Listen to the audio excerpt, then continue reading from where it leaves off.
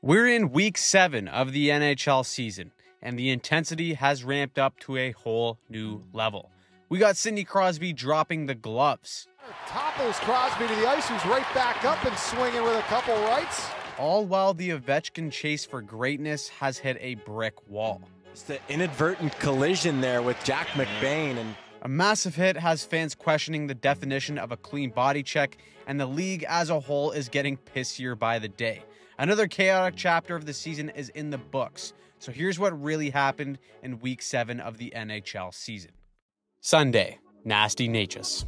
There are very few players on a heater right now like our boy Slim Shady and Marty Natchez. With him and the Hurricanes taking on the Blues, they let up the first goal, but then they get 4 unanswered, with Natchez being in on all of them. 2 goals and 2 assists for the real Slim Shady to extend his point streak to 13 games. Side note, Mr. Anderson is still battling the injury bug, but Kochetkov is holding down the fort, and he came in and shut the door with 29 saves and a 4-1 win. Now let's keep the Tendy love going with the 2012 Jonathan Quick finding his form against Seattle. 24 shots, 24 saves, and that's his second shutout in a row, while noted bust Alexis Lafreniere gets his 7th in a 2-0 Rangers dub. Now Ovi is not just defying Father Time, but he's straight up disrespecting it. The man can just taste beating Gretzky's record, and he decides to go off. John Carlson around to Ovechkin, feeds in the middle, tap, score! Walking in, his shot, and he scores! Ovechkin for the hat trick. He's got it! The big Russian machine is white hot right now, and he's playing so well that he's even making game-saving plays on the goal line to keep the puck out. At 39, he's off to the hottest start of his career, and he looks like he wants to win a goddamn Selke out there. The Caps stay impressive as they win 5-2 with Charlie Lindgren stopping 40 shots. And we go from one pleasant surprise in Washington to the colossal letdowns in Nashville. Nightmare start to the season so far, and it looked like it would get worse with them falling behind 2-1 to the Canucks. But the Preds are sick of it, and they score 3 straight to pick up a much-needed win. It's hilarious to say that they're playing in must-win games right now, but when you consider how far behind they are, they need every point that they can get. Monday. Brutal Bruins. There are 31 other fan bases in the league right now that are cheering for the Bruins' downfall. For all those years, these suckers have been praying for it to happen, only for Boston to somehow stay one of the best teams in the East. But right now, they look like they're heading for disaster.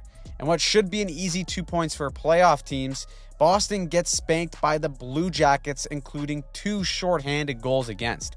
They get booed off the ice, which means heads are gonna roll.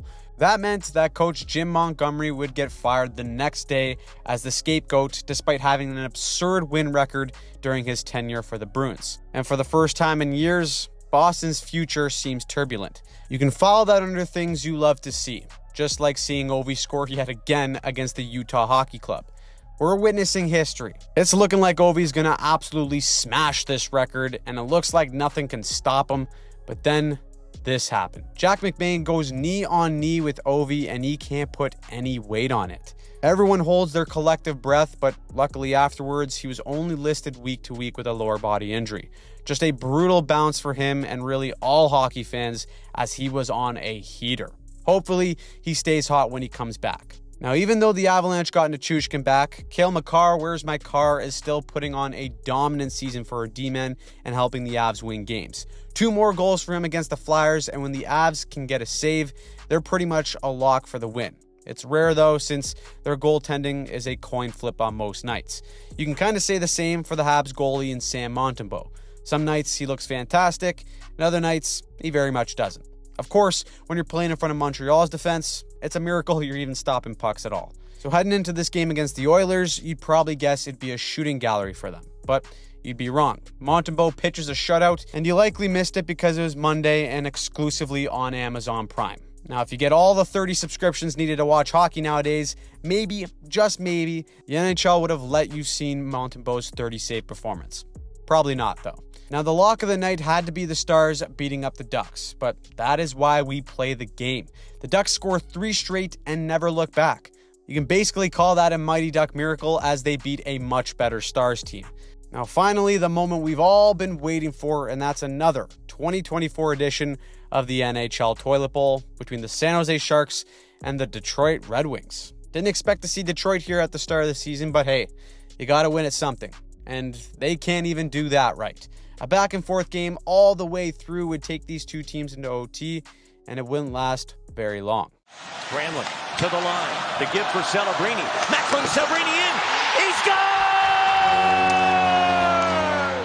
Macklin Celebrini Martini, shaken not stirred, ends it for the Sharks. And anytime they win, it's got to be our underdog moment of the week, even if it is against the Red Wings. They remain the Toilet Bowl champs, and you can pick Celebrini to come up big next game with Underdog's Pick'em game. You can pick higher or lower on stats like saves, goals, and assists. This week, I'm rocking with these picks in the Sunday night matchup between the Leafs and Utah. Feast week is also coming to Underdog from November 27th to the 30th, so make sure you check the app for boosts, tokens, and more, all in the available regions shown here. If you want to join, use promo code HockeyPsych in the link below to get up to $1,000 in bonus cash and free picks while ensuring to play responsibly. Tuesday, bounce back. Listen, the Oilers have had a slow start, but we all had to have known that McDavid was going to get going and return to being a freak of nature. So naturally, he's back to putting up the casual 2 goals and 3-point nights together like it's nothing. He's got 14 points in his last 6 games, but Evan Bouchard steals the show by toe-dragging around Thomas Chabot and then going top cheese in an Oilers win. What a sick puppy he is for pulling off that move and walking Chabot like a dog. And in case you're still wondering, the Penguins still suck. It looked like they were going to end their 4-game losing streak by jumping out to a 2-0 lead over Tampa, but they blew it. Brayden Point gets the OT winner, and I think it's finally time we send Tristan Jarry permanently to Shanghai. The hype for the Winnipeg Jets started to die down a little bit with a 2-game losing streak, but one way to keep showing people that they are for real is to beat the defending Cup champs. They almost blew a 3-goal lead, but they didn't, and right now, it's all fun and games for Winnipeg, but everyone will continue to say no matter what, let's just wait for the playoffs. Minnesota, on the other hand, are just trying to get to the dance. And like Winnipeg, they continue to show that they may actually be the real deal with a game-winning bomb from Jonas Brodin.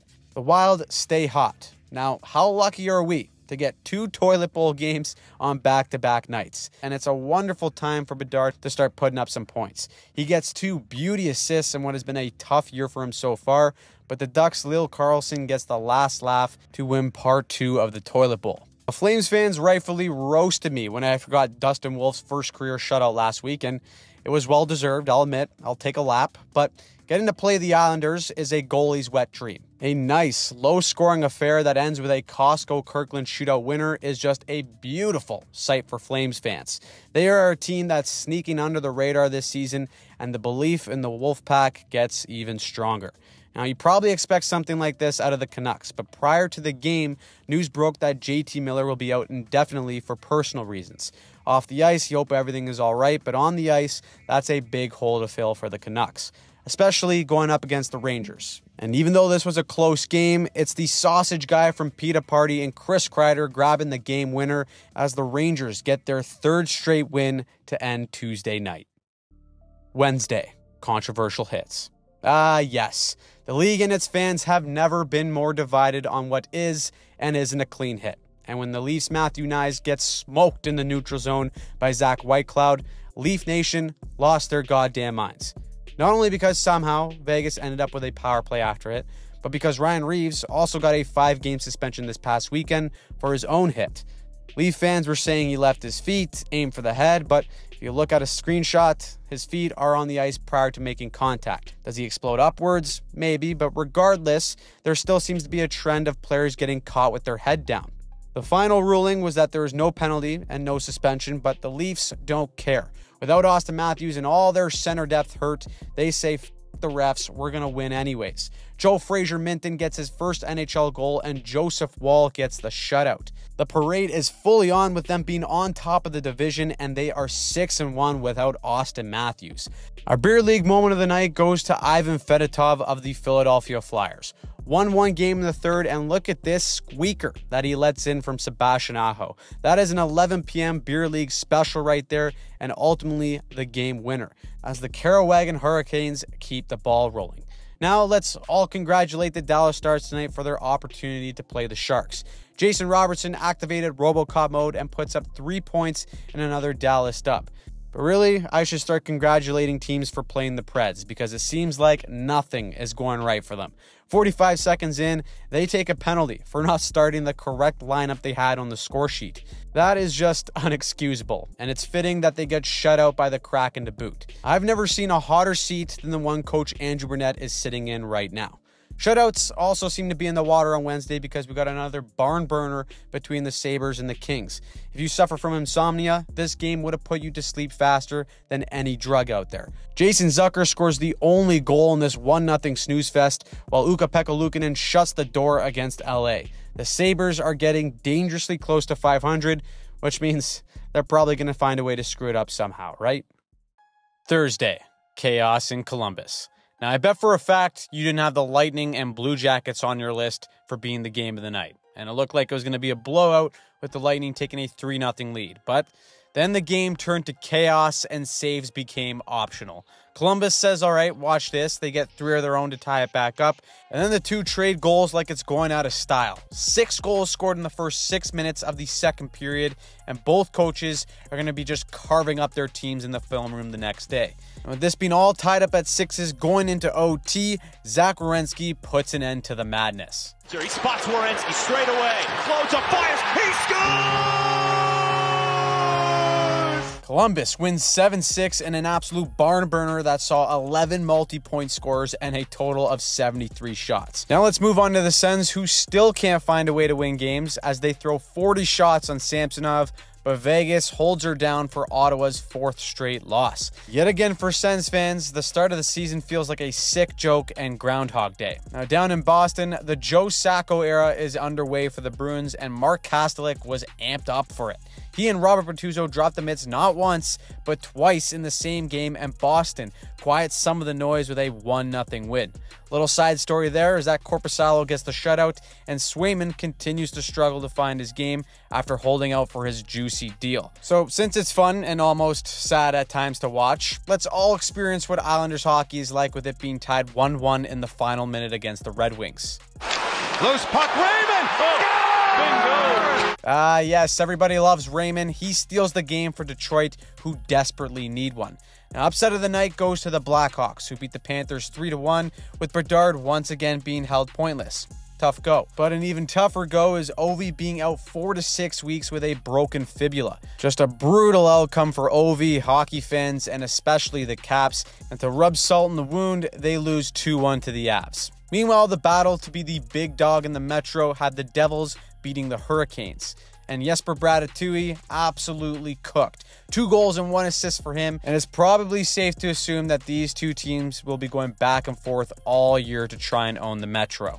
However, you can't forget about the Rangers. And even though Igor is stopping 49 shots, the Flames are a team that just continue to be silent killers. Connor Zary catches Igor going down early, and he goes top bunk for the game winner. Dustin Wolf for the Calder picks up even more steam with his great performance, and the Wolfpack gets stronger. Let's also quickly congratulate the Blues, who get the Sharks on this fine night.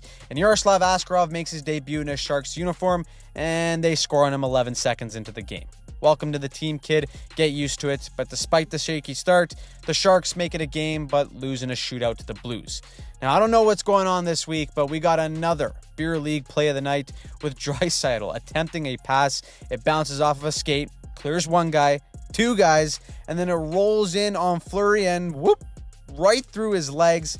Unbelievable. How blessed is Leon Draisaitl for that goal? Vesa Toskala would be damn proud of how Fleury let that puck in, and when you get bounces like that, it's usually not your night. But the Wild were able to settle in and make Stuart Skinner look like the actual Beer League goalie in this game. They put up a 5-piece on him for the win and keep the McDraisaitl pair to just 1 lucky point to end Thursday. Friday, save Sid. It's the end of the work week, and I can guarantee you that Sidney Crosby is sick of the Penguins' shit. With 12 losses in their last 16 games, they had their toughest challenge against the Winnipeg Jets. And you know things are starting to flip upside down when Sid feels the need to drop the gloves. Kyle Connor gives him a reverse hit. He doesn't like it one bit, so he decides to go for a tilt. Now, in case it wasn't obvious, let's be clear. Sidney Crosby should never have to drop the gloves, but the Penguins are so soft and lifeless right now that this middle-aged man feels the need to drop them to elicit any sort of emotion. but predictably from this Penguins team, it failed. Kyle Connor added a goal and an assist on top of fighting Sid, and they take the game 4-1 to go 17-3 on the season. The only other game on was between the Ducks and the Sabres. And before you chuckle and throw this aside for another toilet bowl game, the Sabres do have a chance to sneak into that last wild card spot with a win. And even though it's a laughable offense to go down 2 to the Ducks, good teams find a way out of a bad situation. The Sabres score 2 quick goals in the second and win it in OT to officially move to 500 on the season. Between them, the Sens, and the Red Wings, Buffalo looks like the sole team closest to potentially leaving the Bermuda Triangle of Mid. Saturday, hockey night. Every single team but 2 were in action on hockey's day, so let's dial it in. The much anticipated battle between the future superstars in Connor Bedard and Matvei Michkov took place early on. Now, it's no secret Bedard is struggling this year, but Michkov has had a great start, leading all rookies in points. And with the Hawks taking a 2-goal lead, Philly would have a late surge to tie the game, so Michkov would step up. And on looks to Konechny, in front, they scored! Who else? The kid can't stop scoring big goals, and Philly takes it 3-2.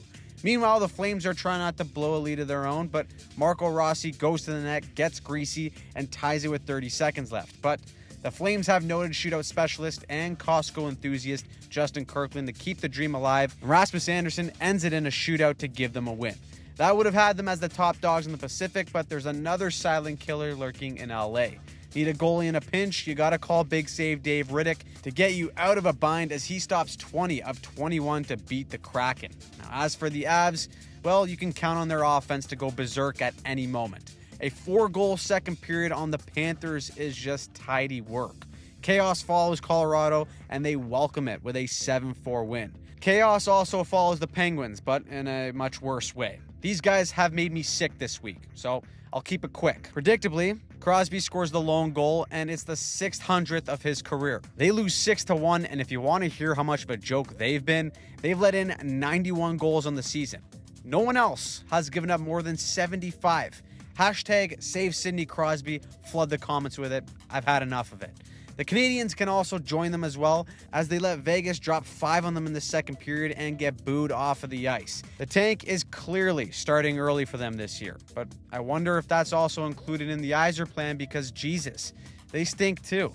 Boston has had a whirlwind of a week, but it's the captain who rips one late in the third for the game winner, and they go 2-0 in the Sacco era. Meanwhile, the Caps in the injured Ovi era fall to 0-2 as they give up 3 straight to the Devils. At least Ovi's showing signs that he's just fine, as he's going to basketball games dressed up as a stop sign and drinking beers. By the looks of it, it looks like the Russian machine will be back in no time. Now, moving on to Tampa and Dallas, the Stars are a team that can just lock you down. They have allowed 2 or fewer goals 12 times in 19 games this season. Combine that Rupe Hintz slicing through defense like hot butter, not many teams can compete as they take care of business against the Lightning. Lou Lamoriello probably handled business in his own way by threatening to break some legs if guys don't start scoring. So Cal Palmieri gets the message loud and clear, and he double dips, and Ilya Sorokin joins in to help them with their typical sleepy style of win.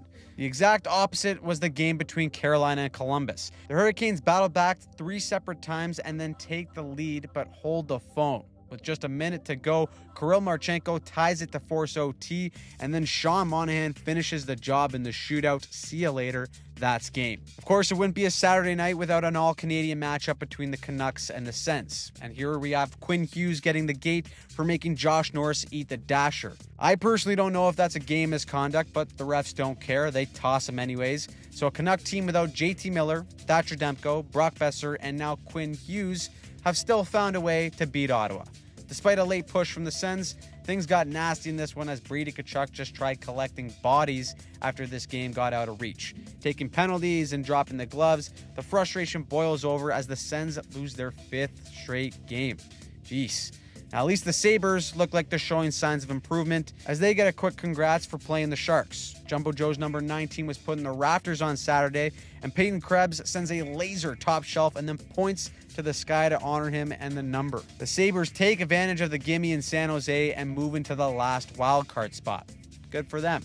Going to Nashville, almost nothing has gone right for them so far, but maybe this is the exact game they needed. Stamkos gets left wide open for Stammer time to activate, and Marchessault also gets on the board as the Preds become a part of an exclusive club of teams that have been able to beat the Jets this year. Maybe this turns the ship around and maybe I'm delusional. You let me know. Finally, we had the Rangers versus the Oilers. No Shesterkin meant that Edmonton were licking their lips. McDrysaddle do their thing and watch McDavid show the patience of a monk here on a 2-on-1. Like he's out for a Sunday morning shinny, he buries his second of the game and has yet another multi-point night in a dominant Oilers win. At the end of the week, the Jets, Wild, and Devils all sit at the top of the league, while the Sharks, Habs, and Blackhawks keep the basement nice and warm. So, who surprised you this week? What pissed you off? Let us know in the comments down below. And if you want to see any of our breakdowns from this past week, click on any of the videos on screen here and subscribe to the channel.